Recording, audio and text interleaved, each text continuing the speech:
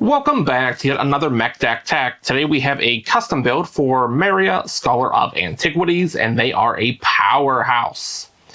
This is Gruul artifacts, we're ramping hard, we're drawing more than anyone else, and ultimately, maybe even applying a little bit of stacks, but more on that in a little bit. This episode, as all episodes, are brought to you by our sponsor, Arcane Fortress. Makers of deck boxes, sleeves, binders, playmats, and more. But, more on them at the end of the video. Let's get into Meria. So, Meria, for those of you that aren't familiar with them, is a 3/3 for 3. It's 1 and a Gruul. They allow you to tap an untapped artifact that you control to add green mana, or tap 2 untapped artifacts you control to exile the top card of your library, and you can play it this turn.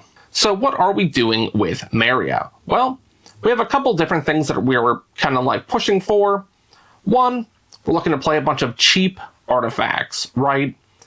Things that are going to help us basically have some utility, ultimately stick around to act as a mana rock that taps for green mana for us. Two, we are looking to reduce the cost of our artifacts to ensure that we're getting them out even cheaper, allowing us to utilize our mana rocks, so to speak, to tap to exile the top card of our library, little impulse draw, and run ahead of everybody else. Step 3, we are looking to be rewarded for playing all these artifacts. So we have a few different effects that care about the number of artifacts that we have on the field, and, they're going to get bigger, they're going to deal more damage, what have you, for us just having a bunch of artifacts. And lastly, we have a couple ways of abusing the fact that our artifacts are either tapped or untapped, and it's going to really punish our opponents with no downside for us. So let's get started. We're going to start off with our ramp package, right? So this is generally going to be our low-cost artifacts, as well as anything that I could tap and untap multiple times. Things that just give me mana for playing spells, anything of that nature. So let's get into it. We have Battered Golems. Battered Golem is a 3/2 for 3. They won't untap during our untap step, but anytime an artifact comes into play, they will untap.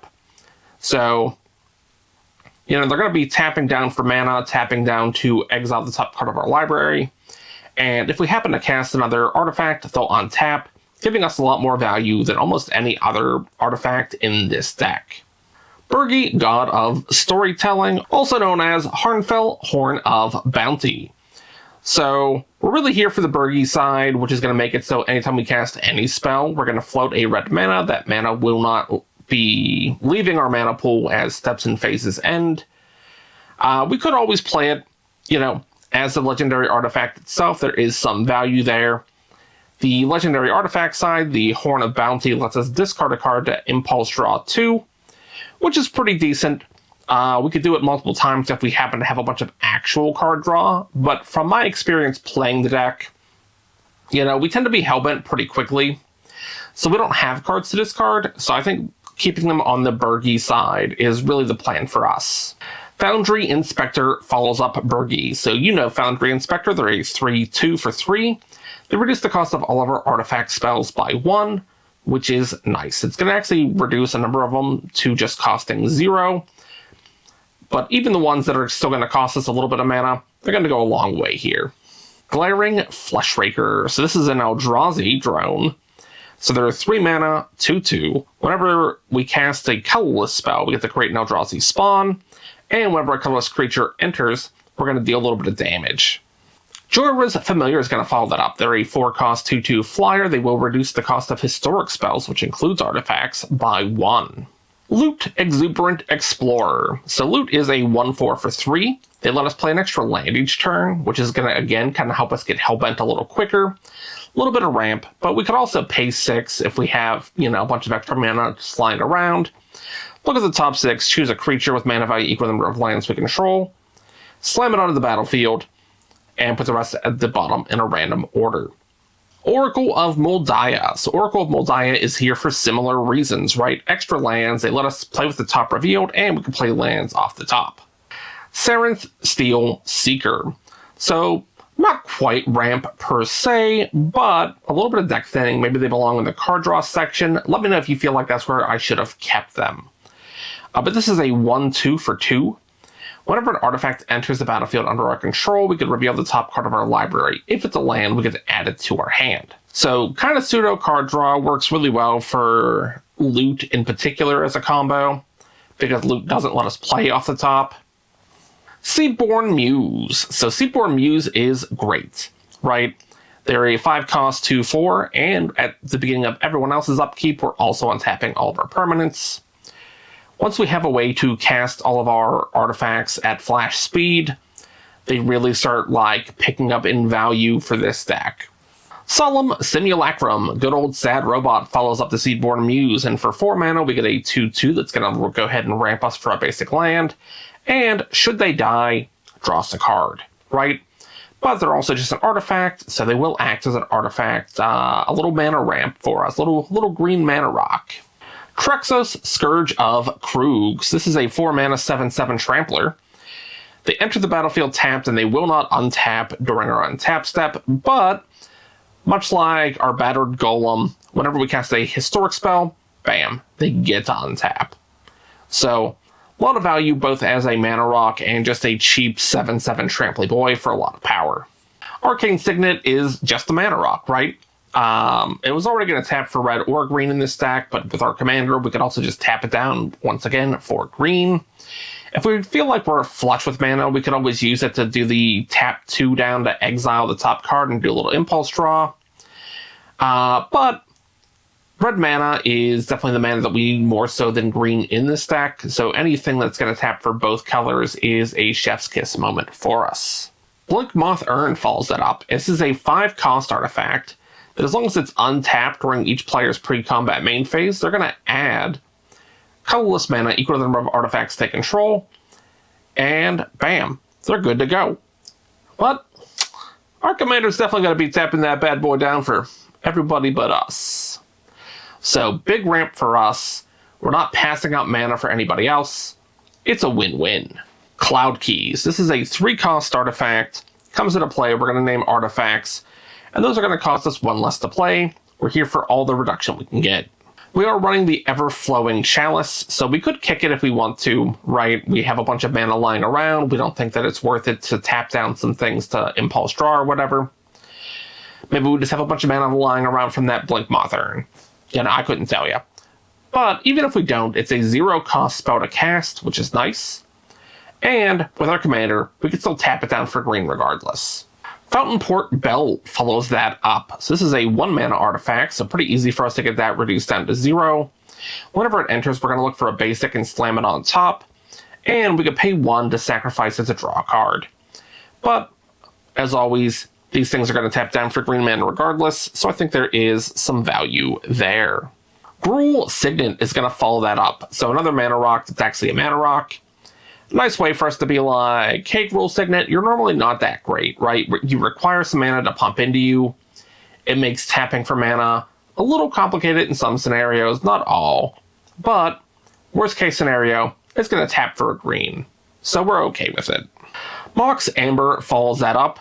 This is way out of budget, right? Sitting about like $45 for a non-foil, about $95 for a foil. Super expensive. I happen to own a copy, which is the only reason I'm even putting it in the deck. But I definitely wouldn't recommend running out to pick this up. I think it's a lot of money for, don't get me wrong, a very good free piece of ramp. But, you know, could you spend that $45 elsewhere a little better? Probably. Soul Ring. You know it, you love it, you knew it was going to be in here. You know, 1 mana, taps for 2. It's a good time. So, we've ramped to our heart's content. But, what good is all this mana if we don't have cards to play? Let's look into some card draw. We're actually going to start off with the only enchantment in the entire deck, and that is Case of the Crimson Pulse. So, 3 mana, Case, which we could solve, and we should solve pretty quickly. This case is the reason we're trying to be hellbent as quickly as possible, and it makes it so whenever it enters, we could discard up to 2 and draw that many, which is nice.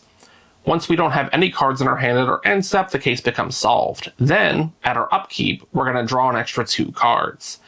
Ideally, we're playing all 3 cards out of our hand every turn to ensure that we're going to really dig through our deck much faster than anybody else. The Might and Weakstone is up next. Probably should have counted this among our ramp, but that's okay. So whenever it enters, we can either draw 2 cards or give a creature -5/-5 for the turn. It taps for 2 colorless mana on its own. That mana cannot be spent to cast non-artifact spells, but our commander will always let it tap down for green mana, which will get spent on whatever we want. Sensei's Divining Top. This is another card that's normally out of budget, but I have copies, so it's going to go in. So for 1 mana, which again, we're probably going to be able to get reduced down to 0 mana, we get to get out this top. We can pay 1 to look at the top 3 and rearrange them in any order we want. And we can tap it to draw a card and put the Sensei's Top back on top of our deck. Now, you might be thinking, Mech, is that card draw? Like, you're kind of maintaining an equilibrium here.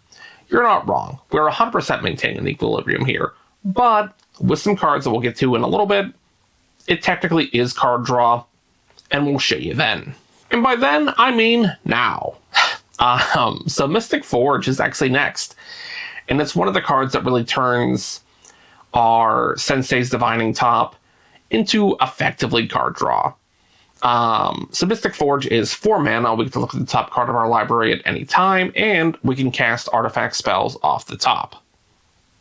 Mishra's Bauble follows that up. So Mishra's Bauble is a 0-cost artifact. Whenever you play it, it does nothing. You could tap it and sacrifice it to look at the top card of a player's library, and then at the next upkeep, you're going to draw a card. Ichor Wellspring. So Ichor Wellspring is a 2-cost artifact. When it enters or leaves the field, bam, we draw a card. Normally, not that great of a card, right? I think it works really well in things that let you create token copies of artifacts that you then sack later on in the turn to get that card draw repeatedly. But it's going to draw us a card once and then basically tap down for green mana or impulse draws. Howling Mine is a 2-mana artifact. Beginning of each player's draw step, if Howling Mine is untapped, they get to draw an additional card. Here's the thing.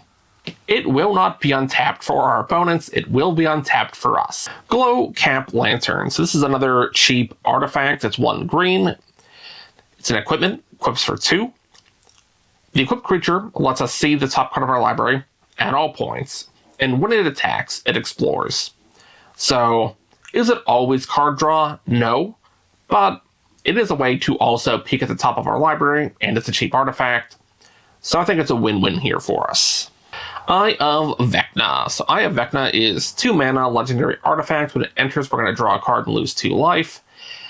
At our upkeep, we get pay 2 mana, draw a card, lose 2 life. Experimental Synthesizer. So it's going to enter, it's going to exile the top card of our library. We could play it this turn.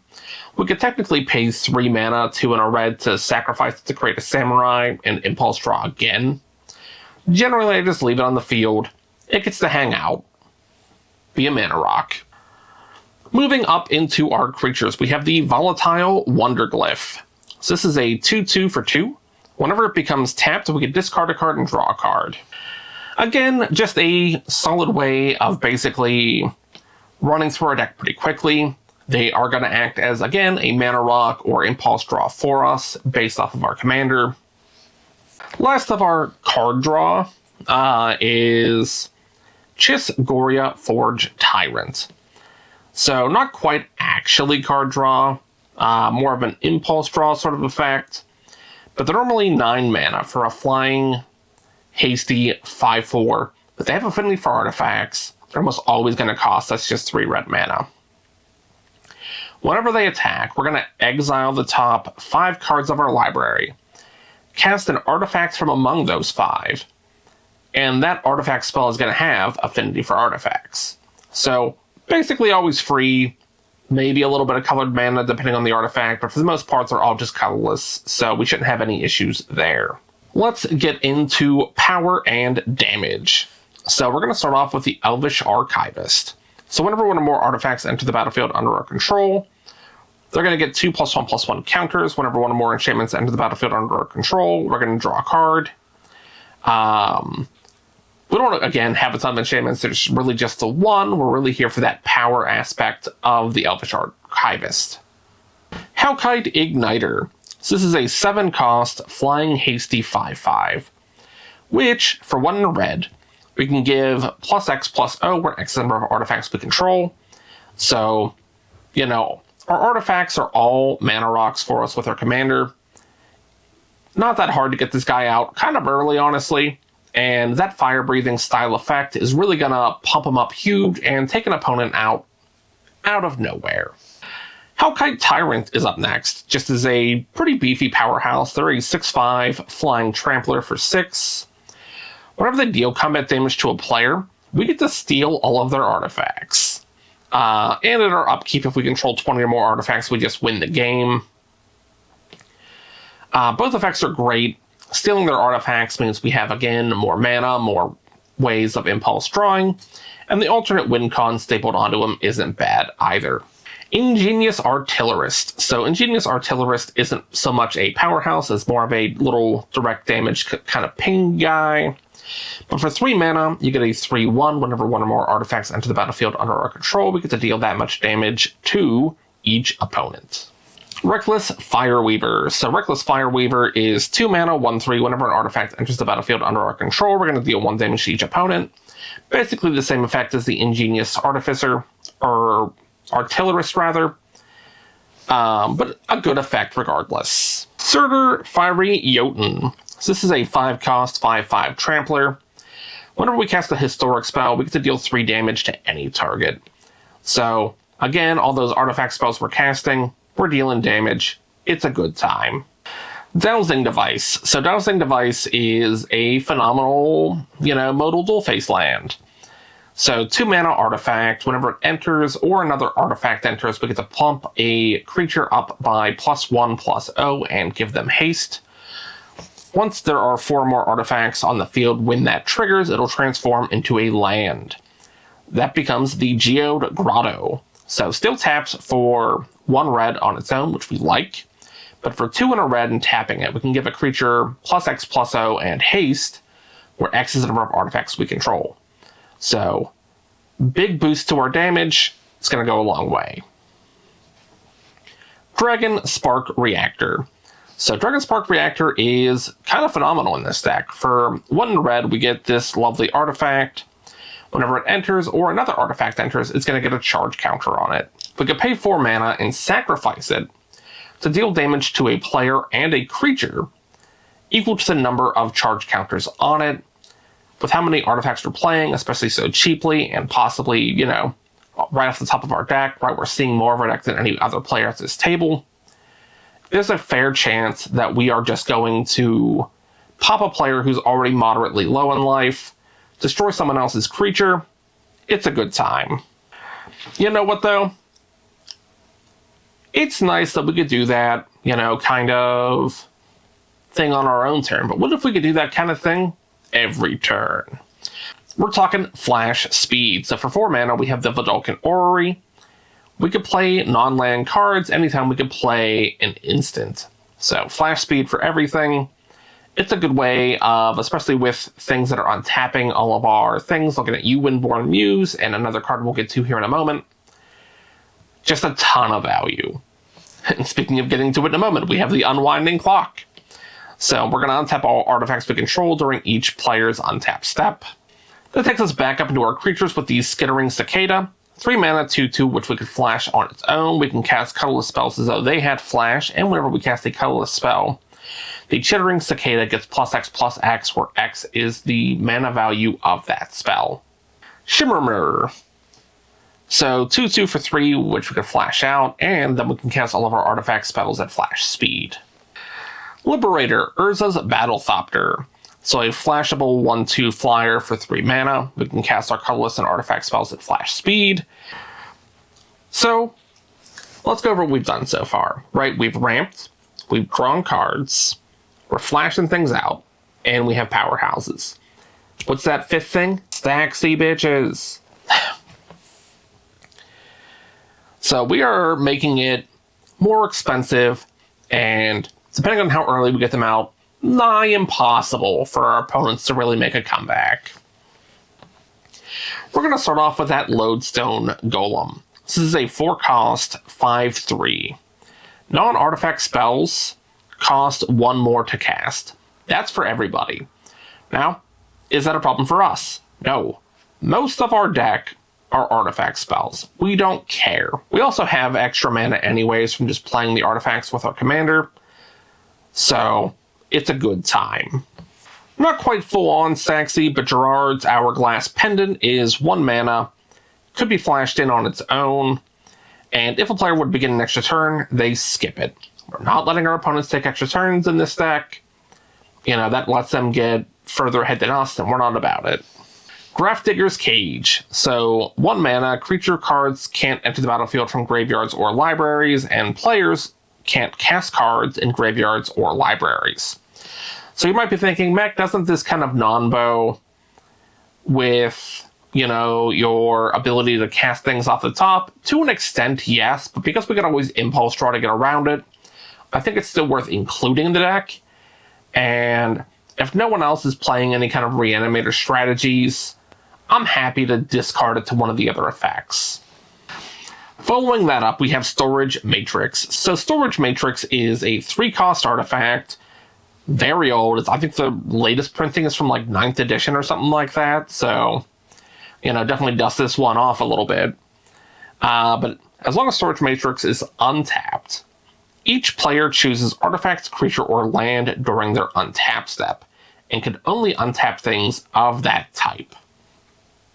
And the last card from our Staxy bit is Winter Orb. So Winter Orb is 2 mana. As long as Winter Orb is untapped, players can't untap more than 1 land during each of their untap steps. But guys, that's the deck overall. Obviously, there are cards I didn't go over. You know, I'm not going to go over each of the 100 cards individually. If you want to take a look at the full deck list, as always, there is a link in the description to the Moxfield deck list for it. This episode, like all of them, are brought to you by Arcane Fortress. There is a link in the description as well as in the comments that'll earn you 5% off your purchase and help support the show. Of course, you don't have to buy anything. You don't need to spend your money in order to support this show. You can simply like, comment, subscribe, ring the bell to ensure that you never miss an episode. Watch our videos all the time. Do it. But I'm Mechanized Minion, the Energy King, wishing you good luck with your builds.